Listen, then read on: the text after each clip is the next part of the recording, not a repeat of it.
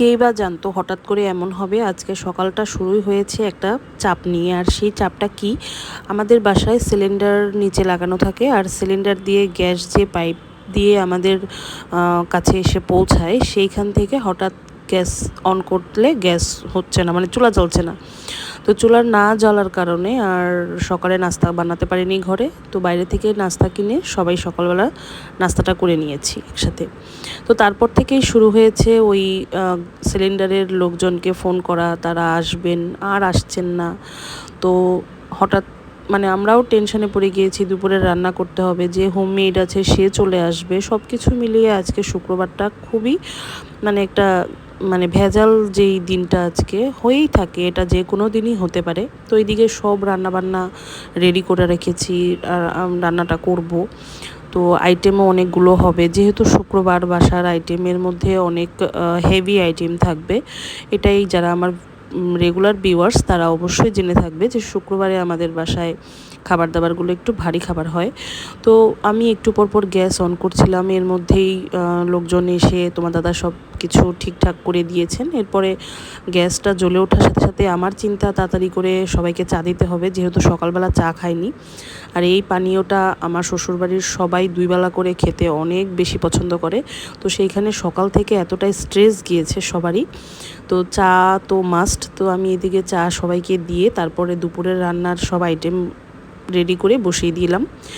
একটা চুলাতে আমি এখানে চিকেনের রেজালাটা করব, আর ওইদিকে আর একটা চুলাতে আমি ডিম বসিয়ে দিয়েছি সেদ্ধ করার জন্য। হাঁসের ডিমের কোরমা হবে।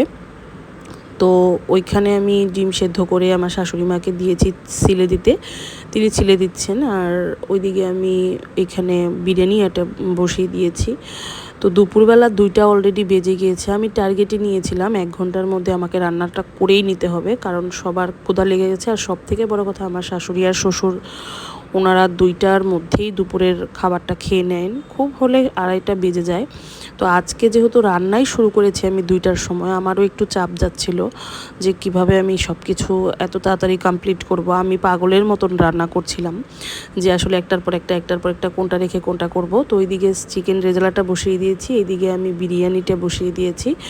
তো রান্নাগুলো হতে থাকছে আর একটার পর একটা আমি করছি। কিন্তু আসলেই সকালবেলা যেই একটা পেইন আমাদের আজকে সবার গিয়েছে, সেটা আসলে খুবই একটা মারাত্মক পেইন আমি বলবো।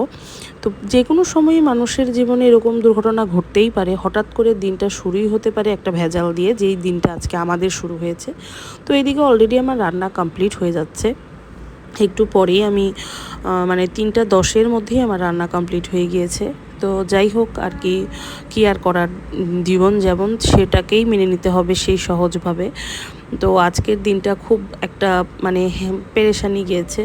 তো তারপরে রান্নাটা করে সবাই মিলে যখন একসাথে টেবিলে বসে খেয়েছি, তখন আর কি একটু রিল্যাক্স লেগেছে। তো কি আর করার। তো আমার শাশুড়ি খুব টেনশন করছিল যে গ্যাস আসলেই ঠিক হবে কি না, লোকজন এসে ঠিক করতে পারবে কি না, বা কি হবে।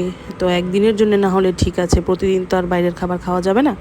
তো যাই হোক আর কি, আমার শাশুড়ি মা আমাকে বলছিলেন যে তুমি এত চাপের মধ্যে আবার ভিডিও করছো, আগে তো খাবার খাও তারপর না ভিডিও করো। তো এটা নিয়ে আমরা হাসাহাসি করছিলাম যে ভিডিওর জায়গায় তো ভিডিও হবে, আমি আমার কাজ করব। তো আসলে এত তাড়াহুড়ো করে সব কিছু করছিলাম, উনি আসলে ভাবছিল যে এইটা আমি করছি এটাও তো একটা বাড়তি একটা চাপ, যে ভিডিওগুলো করছি আমি, আবার রিলসের জন্য বিভিন্ন ভিডিওগুলো আলাদা আলাদা করে মেক করছি। তো এই জন্যে আর কি সবাই আর কি মজা করছিলাম। তো একসাথে বসে আড্ডা হলো, খাওয়া দাওয়া হলো।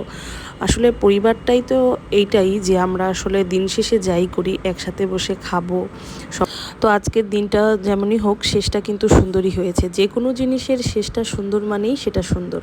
তো একসাথে বসে এখন সবাই টেবিলে খাবার সার্ভ করে দিয়েছি, সবাই একসাথে খাবো। তো আজকের মতন এইটুকুই। নতুন ভিডিও নিয়ে খুব তাড়াতাড়ি দেখা হবে, ততক্ষণ পর্যন্ত সবাই ভালো থেকো, বাই বাই।